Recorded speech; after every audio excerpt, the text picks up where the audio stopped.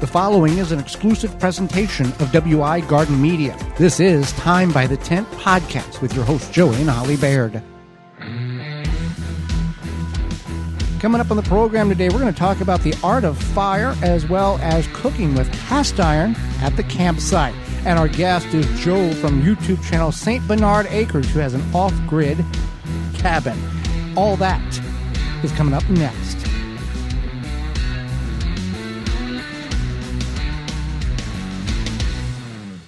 Welcome to Time by the Tent podcast. I'm Joy Baird, and across from me is my wife, co-host, best friend, and gardening partner, Holly Baird. This program is podcast. It's about camping, public, private land, hiking, outdoors, land ownership, and more. Thank you for taking time out of your day to join us, whether you're downloading the program on your favorite podcast platform or watching the in-studio video on our Time by the Tent YouTube channel. You can go to our parent website, which is the WisconsinVegetableGardener.com, and click on the camping podcast or camping tabs at the top of the page. We also have a very large gardening talk radio show in the United States. You can find information there for that as well. You want to be part of the program, you can send us an email to twvgshow@gmail.com. That's twvgshow@gmail.com. Or you can give us a call at any time, 24/7, to our hotline, 1-800-927-SHOW. That's 1-800-927-7469. Our first topic of the program is the art of fire at camp, Holly. Fire is used to be the source of life. It cooked your food, kept you warm, kept the boogeyman away, kept animals at bay, gave you somewhat maybe a false self-security. Yeah, absolutely. And so with that being said, now when you camp, it's not necessarily your only way to cook. Some people choose to make it their only way to cook. They have the campfire, and then they bring a different unit in order to cook on that unit. Yeah, like they might just enjoy the campfire or cook a few things on it, but then also use something like a stove. Propane or stove. Yeah, propane stove. I don't know, what else would you cook on? I think that's kind of your only two options. Yeah, for the most part, unless you're in a camper and you've got electricity hooked up and you're using a stove, right. Electrical stove or propane stove or gas stove. I guess, we're talking more primitive camping. But, so you can use fire. And when you and I camp, we typically only use fire. Yes. And I really enjoy that. I think a lot of times I get like 6 months worth of meat when we're camping versus other times. Mm-hmm. But it's enjoyable. And even I make my not my coffee, but my hot water on the fire. So let's talk about there. I mean, we would think you think maybe fire is a simplistic topic, and it's easy to just go and light a fire and have it and be done. But there's some techniques. There's some different products that can be used in order to get that fire started and or keep it going. And the hardest part in most situations is getting that fire going. Now, if you're in a primitive campsite, state park, or a hip camp, or you're on your own property, getting fire started is very different in all three realms there. Some people may choose to use lighter fluid, newspaper, duct tape, a torch. Those little fire starter things? Little pucks or cotton swab things that you open up and will burn for a few minutes. People even like leaves.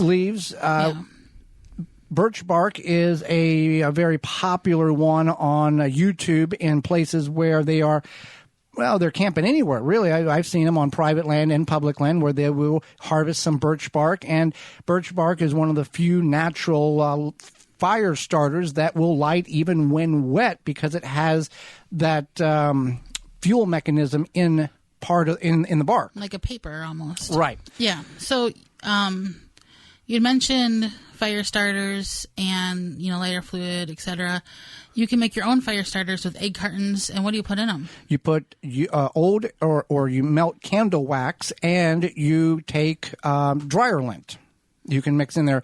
I guess you can mix shredded paper in that as well, but dryer lint seems to hold the fire in the egg carton, and then this has to be with the cardboard egg carton in order to do this. And then you can tear off each little individual chunk or egg storage portion, and like that, and that's got your homemade fire starter. Now, I think fire starters are a good option for people who backpack or do like the walk in, walk out, hike in, hike out, because then you don't have to carry as much and you don't have a big like jug of liquid. Well, people will use ferro rods and whatever mechanism of... What's a ferro rod? A ferro rod is that rod that you see people take the back of their knife and scrape with, and then they chunk off a magnesium stick as well. Magnesium burns, I think, at 3,000 degrees, and they'll dig out a chunk of magnesium and then strike it on the striker on the back, and then that will ignite the magnesium, in which you can start a fire in very wet conditions. You don't, if the kindling's wet or the newspaper's wet or whatever your fire starts, that magnesium will ignite, but then you have to have some dry kindling in order to, even if you have to split kindling or twigs in half in order to get the dry portion of the wood to get that ignited. There's whichever mechanism of fire starting in which you choose to do or go camping with, bring two. Bring a primary and a backup. I agree. I think that's very important. And don't rely on the fact that like, oh, we'll just find leaves or we'll just find this, or I'm pretty sure I can just use, this random newspaper in my car, because you might have cleaned that newspaper out of your car the week before, and you want to make sure that you do have a way to start your fire, get it going. Lighter butane torch. Yeah. There's what they call it, hurricane matches. They're like 5 inches long, very dense, and they will burn under water. They will not, they won't be a flame, but the bubbling will occur, and then you bring it back out, and it'll ignite back to flame.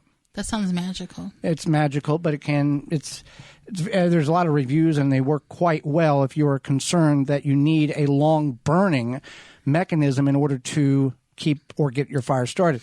So when you make your own fire starter, yes. You do need some sort of wick situation. Yes. So don't think like you dump some shredded paper and some dryer lint. Yeah, dryer lint or shredded paper, whatever, and you have to have something to light it. Yes. Yeah. Often people will light the chunk of cardboard that is attached to the egg carton. Some people... So that could be your wick. That could be the wick, yes. We had Dale from 5 Bites YouTube channel on a couple of programs back, and he starts his campfires, public camps, with duct tape. Duct tape apparently is a very flammable material, and he creates basically a Christmas ribbon or bow, and then sets that in the base of the fire pit and ignites it, and then covers kindling on top of it, and then walks away. So he doesn't mess it up and extinguish it, and then that works quite well. Now you have to remember to bring some duct tape. But a lot of people might just have duct tape in their car or whatever, so that makes a lot of sense, and I like that idea. When you are talking about making these DIY fire starters, obviously if you have old candles, or you could use crayons. Crayons will work. If you are, with kindling, now you go on any camping YouTube channel and they are starting a fire and they're using some type of accelerant possibly, or kindling. When we go camping, we've camped in state and hip camp locations. I will take, I guess it's like a 2-gallon bag. It's a canvas bag that some type of tent park came in, and I will load the bottom portions up with kindling from 2x4s, scrap 2x4s that I have cut and trimmed down here at home, and then the top quarter will be newspaper. So you start the newspaper, you put the newspaper down, then take the kindling that are very fine shreds, and then you lay that on top, and then you get your other wood ready to go, whether you found it at the campsite, if it's allowed, or you sneak and find it, or you have larger chunks of wood, and then you ignite it, and most times it goes. Sometimes you have to redo it and get it that way. And for those who are camping at state parks or places in which you can't go salvage for wood, it's a very costly hobby to have. Yeah, it is costly because the wood itself, it costs like about $6. Oh, we're $7.99 now. $8 for like 6 pieces of wood. Yesterday I was at a state park just hiking, and I saw these people pull up to buy wood from the woodshed thing, and these people you said they got money. It was pretty obvious. Okay. They had a very fancy SUV, and they looked very fancy. Wood wasn't an option. Money wasn't an option when buying wood. No, because they just kept loading it in, and they couldn't figure out how many loads they had, how much it was, and they're like, okay. And then they're like not shouting, like arguing, but shouting each other. Okay, go tell the guy we're taking 6 bundles or whatever. Oh, I don't know if I have enough cash. Do they take cards? Well, I thought state parks all went to that cashless at this point. I thought it said. When I went, actually, the office was open. Uh-huh. I went inside to use the bathroom, and I thought it said card only, but whatever. And so then she's like, "Oh, I think I have more cash and here." And blah, blah, blah. Let's just say they got 7 bundles at $8 a piece. I don't know. It was like $54. $54 for and whatever. It wasn't a lot of wood. No, it's not. No, But then they said this is really good wood. It was very dense. It did look nice. Well, for $54, it better burn itself and burn all night long. And then they said that it was saving them time.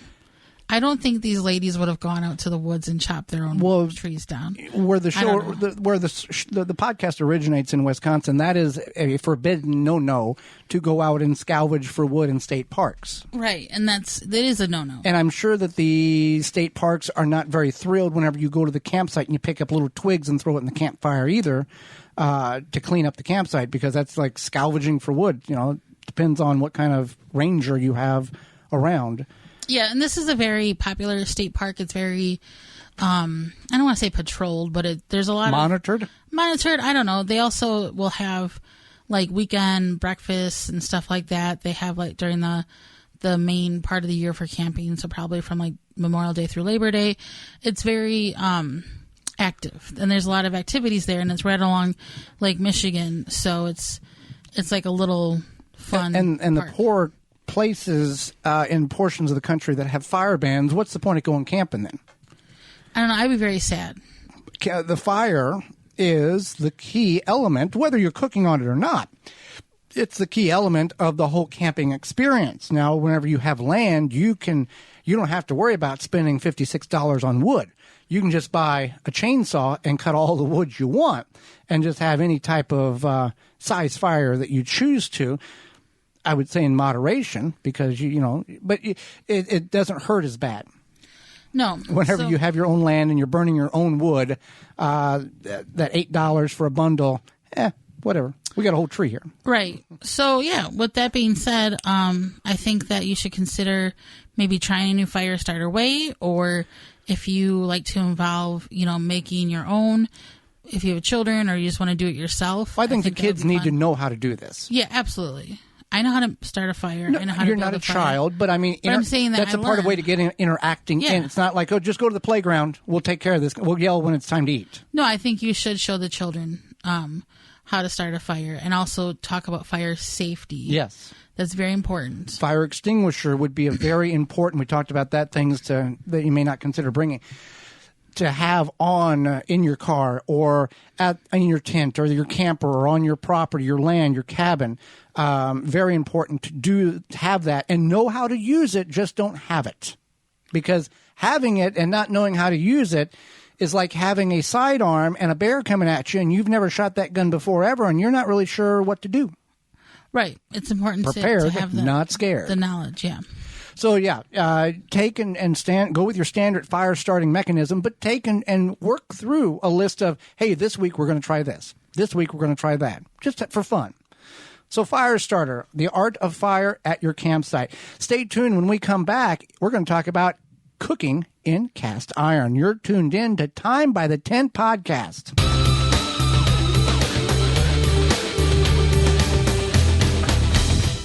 Goodbye, biting bugs and plant invaders. No More Bugs by Natural Green Products is your answer. A product pioneered by the USDA and 14 years in business, No More Bugs has been the favorite by consumers across the country.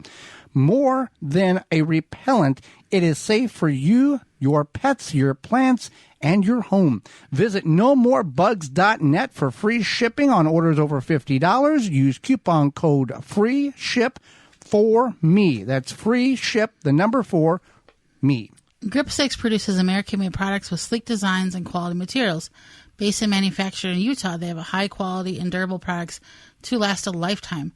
They're built beyond tough. Their wool socks come from the Rocky Mountains, and even for the most sensitive toes, these socks are made for everyone. High-quality wool socks make a huge difference for happy feet. You can wear them around the house, daily, to the outdoors, to the garden, etc., and we are glad that we made the switch ourselves because they are incomparable to any other sock we have worn. Designed and manufactured in-house for the best results and quality every time. When you purchase from Grip 6, you're supporting long life cycle products and American-made manufacturing.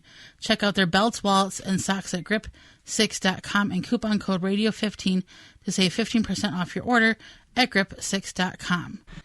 Fleet Farm is your one-stop shop for everything you need for your next big fishing trip.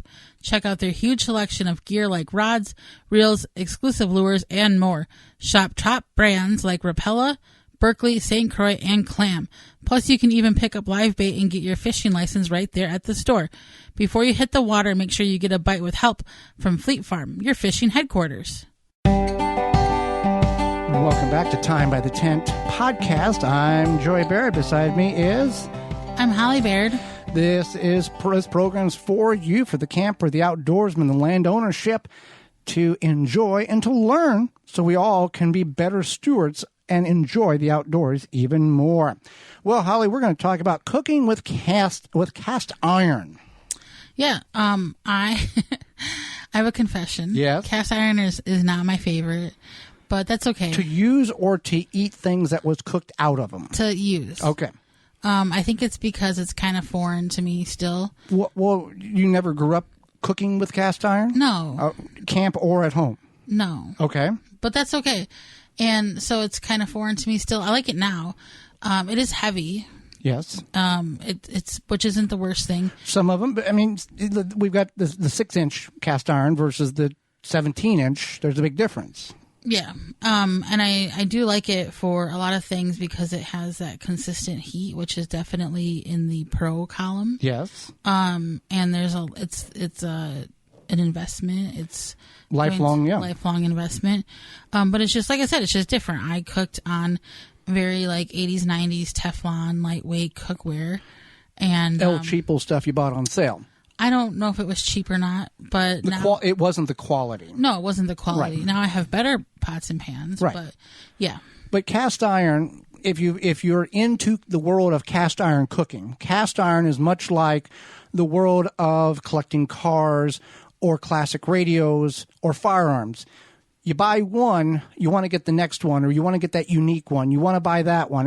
You're working through to create a collection. Unlike classic cars or collector radios, the functionality of cast iron is a little higher on the totem pole than a car that sits under a cover in the shed, or classic radios that you don't use and they just hang on the wall or sit on the floor. Firearms, that's a different thing. You can use firearms all the time. But cast iron, you can season your own, or you can have them pre-seasoned. It's not that difficult to season your own cast iron. There's many videos available.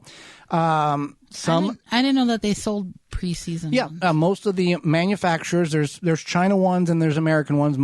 All the American ones that I'm aware of, pre-seasons. They pre-season it before you get it.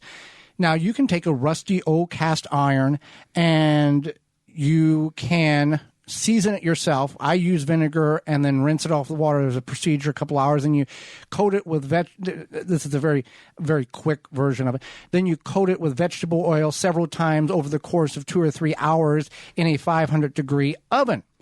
And it turns from a plain metal into a very dark cast iron color that you would be familiar with. Right. So that's one thing, is that you do have to consider the seasoning process of that.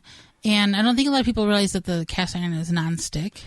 It can't. Well, yeah. It's like, I guess the more you use it, the more nonstick it becomes. Yeah. As the pores fill in with the oils and the greases and the fats and continues to create layers upon layers, that's when you have a nonstick cast iron skillet that when you're done with it, you don't scrub soap and water on it and put it in the dishwasher. You simply rinse it out. You can wipe it off. If you have to scrub a little bit, you can. And then you would and some people will take their cast iron and flip it upside down over the campfire to dry it out. If you're going to seasoning it outside in a campfire probably would work as well instead of a 500-degree oven in your house where it can get quite smoky.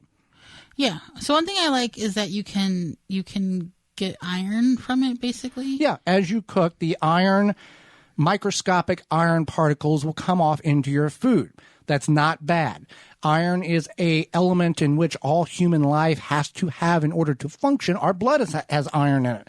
So that's a very beneficial additive to cooking with cast iron. When you cook with your Teflon, your blood doesn't require Teflon particles or Teflon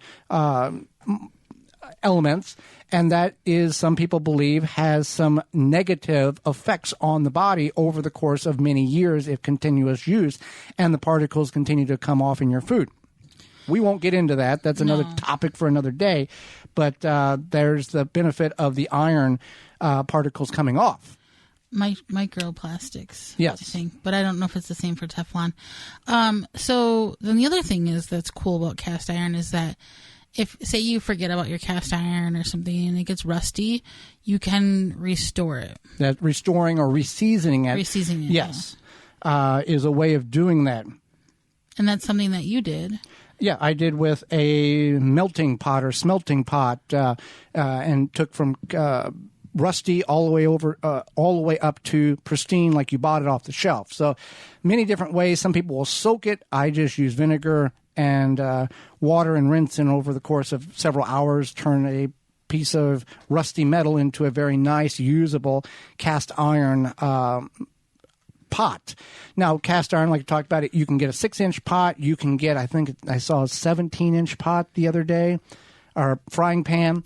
Many different many different styles. You can get cast iron waffle makers, so you could do that over the fire if you wanted to.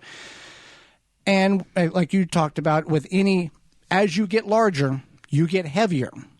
And there's 20 and 24-inch cast iron skillets. There's massive ones. And if you're going to look at getting cast iron, always look at the option of including a lid. You may not think you need a lid on a cast iron skillet, but if you don't have one, there's more times than not you wanted a lid on the cast iron, then you got to create one out of aluminum foil, and it's a whole mess. And I think most of them do. At the camp store that we frequently visit, they sell them individually, so it's not a package deal.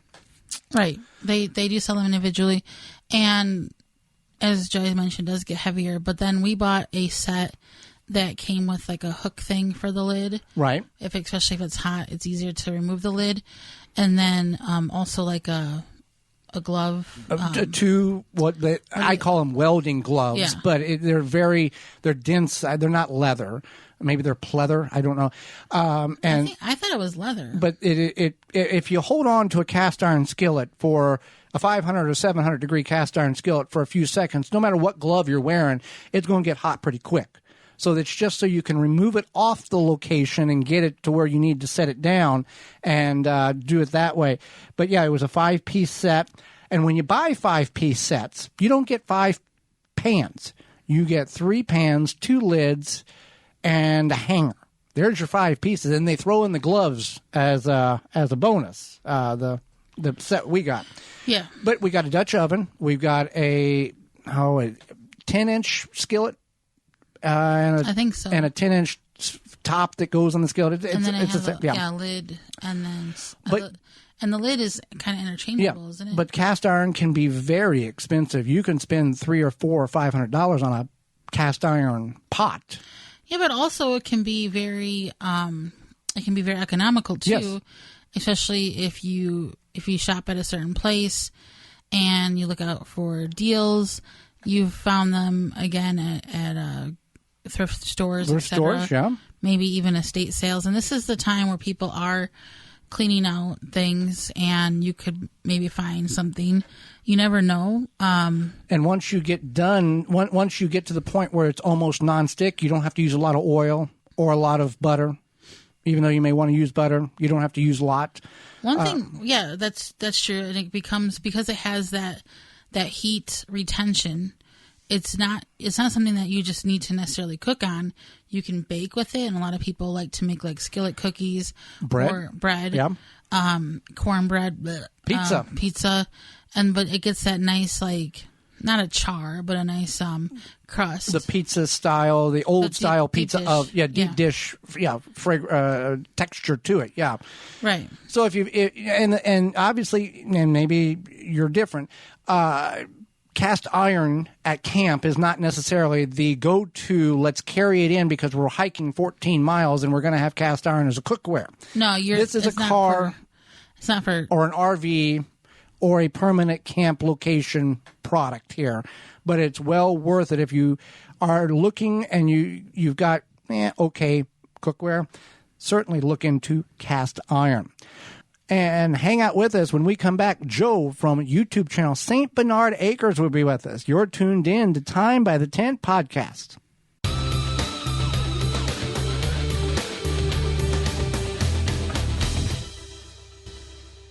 Farm and garden in the ultimate comfort. Farmer's Defense has lightweight and durable sleeves made to protect you against the elements while farming. Farmer's sleeves offer unparalleled protection of arms and skin for any farmer, gardener, or outdoor worker. Say goodbye to irritated skin and sunburns in the garden. Their sleeves offer cooling comfort and protection against elements and outdoors. An alternative to thick clothing, Farmer's Defense is made of wicking material with UBF protection factor of 50+ to protect you from allergens and scratches. You can find all of their great products at visit farmersdefense.com. Do you own property and you're trying to keep newly planted and established trees healthy and hydrated wherever they may be planted? Well, tree diaper technology can significantly increase the water to your trees. No pipes, no hoses needed. Hydrates from water, from rain, or when you water the trees. Eliminate watering altogether and let it take care of itself.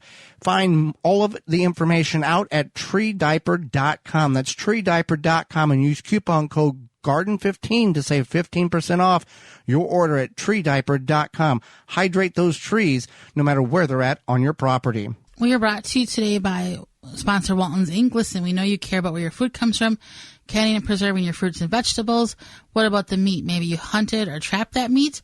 At Walton's, you can get all the equipment, seasoning, and supplies to make sausage, jerky, or any other product your way to your high standards. You want to make snack sticks that people will actually like? Walton's created meatgistics.com, an informational site to help you make the best finished product. They have spices, meat grinders, mixers, sausage stuffers to help you go from animal to edible. Walton's, everything but the meat. Oh, you can use code GROW50 to save 10% off orders of $50 or more. Take those spices to the campsite with you. WaltonsInc.com. Welcome back to Time by the Tent. Happy you have downloaded the program or listening to it online. I'm your host, Joey Baird. Beside me is Holly Baird. Holly, let's go to the hotline and bring in our guest for this week. Joe is the host and founder of YouTube channel St. Bernard Acres, a channel about his journey to building a life of self-reliance in his retirement years. Joe and his wife want to get away from a life of debt and consumerism and enjoy the freedom of homesteading lifestyle. They bought 10 acres with a barn in Guernsey County, Ohio to facilitate this adventure, and they are currently building an off-grid cabin on that property. Welcome to the program, Joe. Thank you. I'm glad to be here. Well, we are happy that you've taken time to educate us on some of your experiences. And I'll start with this. When you were looking for property to build this off-grid cabin, you acquired or you bought 10 acres that you have now. Was that the magical number, or was that what was available and you jumped on it? The magical number, I was thinking I would need 20 acres or more. That's kind of what I was looking for. I mean, not knowing. I'm a city boy, so okay. I've never dealt with the country before, and I thought 20 acres was what you would have to have, but it was difficult to find, and 20 suitable acres that were affordable. And we stumbled across this. This was part of a farm that was split up. And we went and looked on a Saturday at the part of the farm that had the farmhouse on it. And drove back to Wheeling. I live in Wheeling, West Virginia. This is in Cumberland, Ohio. And drove back to Wheeling. I called the lady, said, we'll take it. She said, too late. Somebody bought it 30 minutes ago. Oh. I was like, darn. So she said, did you look at the part with the barn on it? I said, well, we saw the barn, but we couldn't walk through all the brambles and the bushes to get to it. But we went back out there Sunday, and we saw that barn and knew then we wanted that piece of property. And I think if I had it to do over again in my initial search, you don't need 10 acres. You don't need 20 acres. You don't need 5 acres. I have cleared about 1.5 acres, and that's all we need. Mm-hmm. I think, because I didn't know. Right. I'm glad I bought what I bought, because the one thing it does is keep neighbors. I don't have to worry about neighbors building around me. Right. And we'll get to this in a moment. But at one point, you had started the foundation of a cabin, off-grid cabin in the center of the property, and then you deconstructed it, and now it's on the close to the road side of the property. Right. Well, the original plan was not going to be a cabin. It was going to be a tiny house. And we ran into problems with the township and their rules. Mm-hmm. Because they said a new house had to be a minimum of 900 square feet.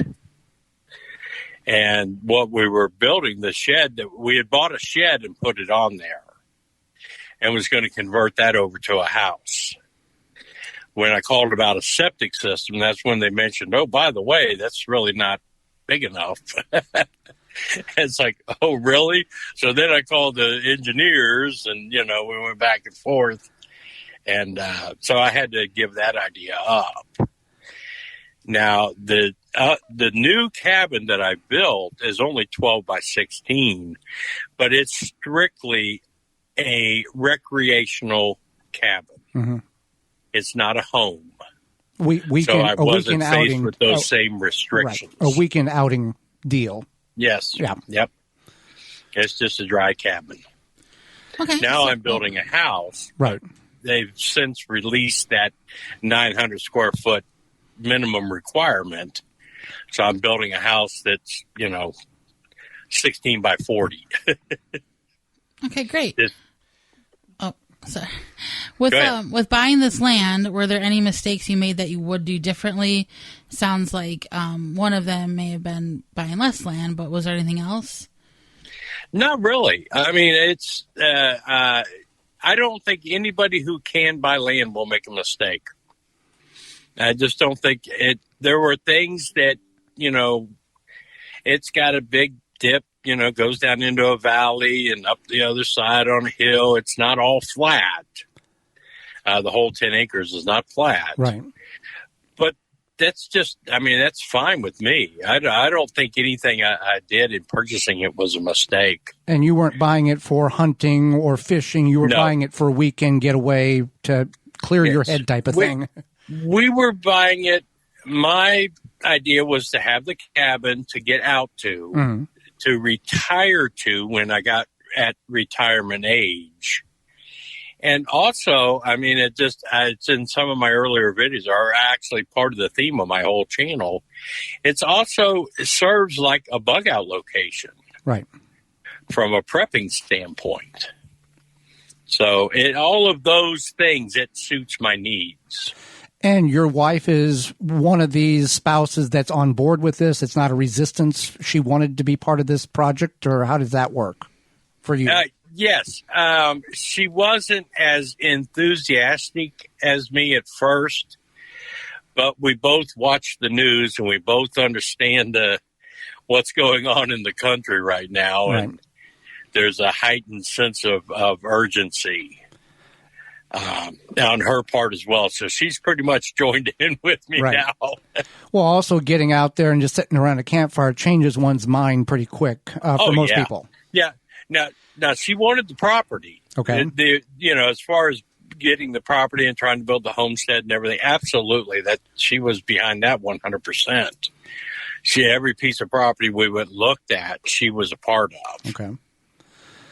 And she was a part of the decision making because she was part of making the payments. Right. Now you've built this off-grid cabin. Some may call it a tiny house, but with all of these things, there's never an ending point. There's always something more you want to do. What has been the biggest challenge you have faced when building this tiny cabin or this off-grid cabin? Time and money. That's been the challenge. Because you want to get everything done in 12 hours, but it's a 3-year project. Yeah. It could have all been done a lot more quickly. When we started building that cabin, I worked a full-time job with overtime. And my wife worked a full-time job with overtime. So we basically had, every now and then we had a weekend we could go out there. That's the weekend Mother Nature decided we needed rain. So, it took a lot longer than a 12 by 16 cabin should take. But we were in no hurry. There was no rush that it had to be done for any particular reason. But that overtime, both you were putting in allows you now to enjoy what you've worked so hard for. Exactly. We don't have to struggle as much. Right. And a lot of that cabin I did with recycled materials and materials that was, marked down at places and factory offs. And, I would tear down an old building and use the material. People give you free stuff. Yes. Yep. To clean up. You got a whole lumber yard in your barn there. Oh, I know. It's what it's turning into. Yeah. That's a good problem to have, Joe. Very good problem to have. Because you can always find something to build with extra lumber. Oh, yeah. Yeah. I'm not, I will never turn down lumber. Especially trying to build a homestead and build a house, all this stuff. You always need it. Yeah. So it sounds like one of the problems that you have faced in the past was with trespassers and theft. What advice can you give for new landowners to help prevent theft on their property? It's difficult to say. When the first time they broke into our barn, they stole my chainsaws and lawnmowers and, everything that was in the barn, about my generator. And when I talked to the sheriff, he told me we were known as weekenders. Mm-hmm. So they knew that our schedule.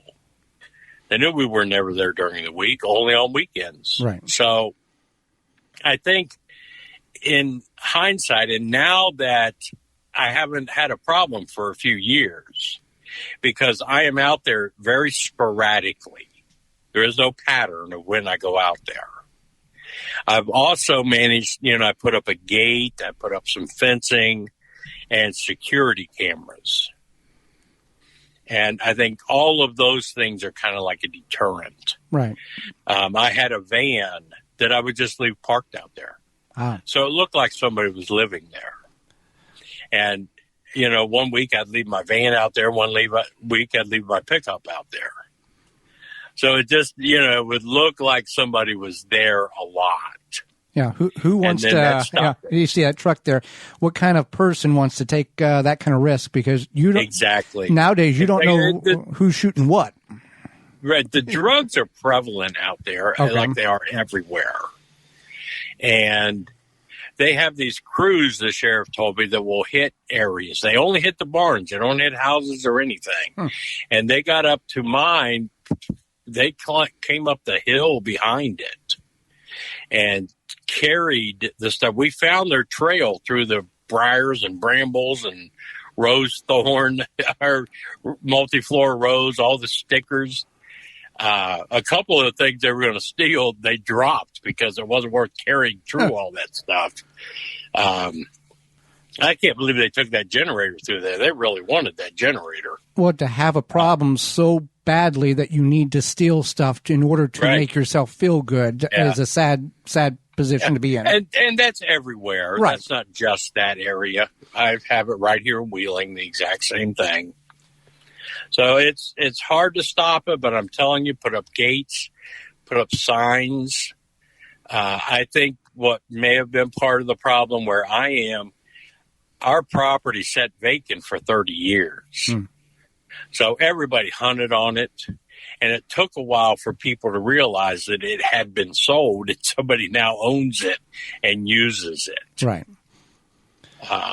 And I think once that managed to get through to everybody over a few years, then, the problem seemed to have stopped. With the security cameras, without giving too much information, are these like what you would see at a Walmart, or are these trail cams that are cellular, drop to your phone in an app so you know exactly what's going on the second it happens?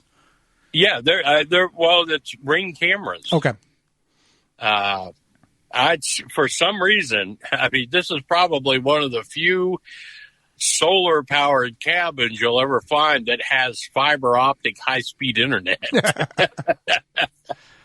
I could not believe I went out there one day and in my mailbox was a thing saying you can get internet, $45 hookup, $45 a month for 2 years. I'm like, get out of here. So I called him. Yeah. And the guy came out. I met him out there. And he's looking all around. He said, where do you get your power from? Because they work everything off the electric poles. Mm-hmm. And he said, where do you get your power from? I said, you see those solar panels over there? And he was like, oh, no. So they had to send a crew out to dig a trench all the way down the road to bring fiber optic to me. But that was a game changer because that allowed me to put up put up my cameras, and we see and everything that goes on out there now. Now, with the solar panels, this is not just a stuff you bought, El Cheapo on sale. You've got a high quality power solar panel system that goes to a very large power bank for your cabin. Well, it's not that large. I found the solar panels. I found a place that sells them. They're used from solar farms. Okay. They're good for 20 years, 30 years. And I got a really, really good price on them. And I just, I got 6 batteries from Walmart. They're lead acid, but they're not all the fancy lithium and all that stuff because I didn't have the money to do everything. Right. So I made it work. It keeps my refrigerator running 24/7. It does my internet. It does my TV, my lights. It does what it needs to do. And the cabin you're going to build a house or a small house. Yes. That everything's going to be. The house will be on power. The barn will be on power. The cabin could be if you wanted it, but is the cabin basically going to stay the way it is for the off chance that you lose power and you need kind of a yes. Okay. Yeah. Yeah, I have in the cabin, I have a 30 amp receptacle on the back of the cabin. And I just plug in my solar power to it. That's wired to my service panel. So when I have the electric out there, I can just run an extension cord to the cabin and it will have electric. But if I need to, if the power goes out, which it always does out in the country like that, I just unplug the power and plug the solar back in. Yeah. So we'll still have that available to us. And I have more solar panels. I bought 10 of them. I only needed 4, but it was such a good deal. I'm going to set all of them up now and have a grid-tied system into the electric so that I basically will have a net zero bill for electric. And is that, how long do you expect? Is that going to be instantaneous, or how long does that typically take before you start seeing that net zero acquire? Right away. Okay. Because they buy whatever I don't use. Right.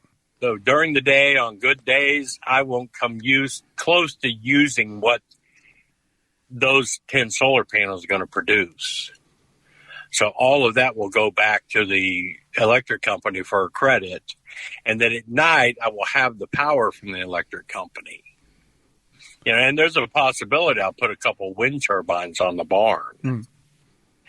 Then I won't, I'll be ready if an EMP takes out the power grid.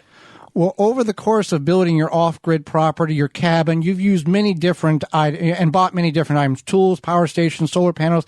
How can someone know what to buy and what the best item is? Because we look on YouTube, 10 videos, 8 says this is great, 2 says no, it's not, and vice versa. How can one do their best? And reviews are junk altogether in most cases. How can somebody kind of trust what they need to buy or what they want to buy in order to do what they need to do and do it correctly? That is difficult. I take all the bad ones and I discount most of them. I take all the good ones and discount most of them. And I look in there in the middle, the 3 and 4 stars that actually read any reviews. Mm-hmm. But there's no way to really know because, I have gotten a lot of stuff from companies that want me to do reviews on them. Well, naturally, people are going to give them great reviews because they want more free stuff. Right. I think I'm lucky because I give honest reviews. I get a lot of stuff I won't even do a review on because I tell the company, this is not worth it, and I'm not going to do that to my channel. So I'll send you the product back or whatever you want to do. But you can't, when I worked when I had my job and my career, I used to tell salesmen, this was very important, right? If you treat somebody right and do a good product, sell a good product or do it right, they might tell 2 or 3 people. Mm-hmm. But if you sell them a bad product or you treat them bad, they're going to tell everybody they know. Right. And so I kind of look at reviews that way, especially consumer reviews. But you just, I bought, everybody said, oh, you got to have Morningstar controllers. You got to have this you got to have this. I bought medium priced one that had good reviews, and it's lasted 3 years. But I could buy another one tomorrow that wouldn't last a month. Yeah. There's really no magical equation that will tell you what to buy and what not to buy. Well, and that's the nice thing in negative but positive on YouTube. People can reach out to channels like us or you or other reputable channels and go, hey, I'm looking to buy this. I see you've bought it. Is it junk or is it really as good as what I'm seeing online it is? Yes, that's a very good point. And yes, I didn't even think about that. People do that.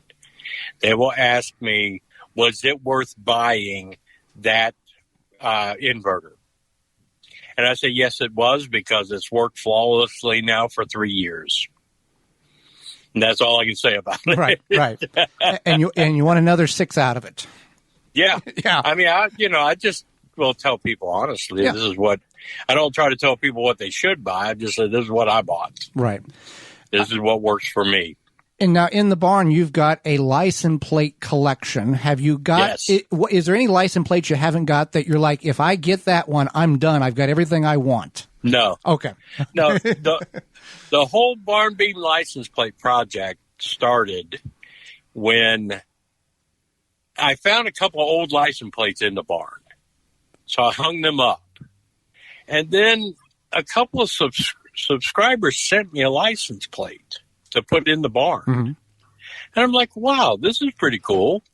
So I started the barn beam license plate project, and people who want to feel like they're a part of the channel or a part of the barn can send me a license plate, and I do a video hanging their license plate up. Yeah. So it gives a connection between me and the subscribers is what that does. But yeah, there's not anyone that I want that would say, okay, I've got enough of these things. Okay. I got a big barn. Right. Water on the property. I know you're looking at capturing rainwater for the garden, but what is the long-term expectation for drinking water? Are you still bringing it in? Do you want to dig a well? What's the goal there? We're going to do a well. The well for the original farm was put in 1996. It's 30 feet across the property line is where the well is. If they had only moved that property line 30 feet or further, I'd have it. But the county has records, and they found water at 27 feet. The water table is very high out there. So they only went 27 feet. They hit water. They only put in a 100-foot casing. Okay. That's it. That's all it took. So it's going to be a relatively inexpensive well when I put one in. Right now I have rain catchment I set up on the cabin. I just did that a month and a half ago. And it's really nice to be able to, I'm out there working on the weekends to go in the cabin and turn on the faucet and have water to clean up with. And I'm going to do rain catchment off the back of the barn so I can water the garden.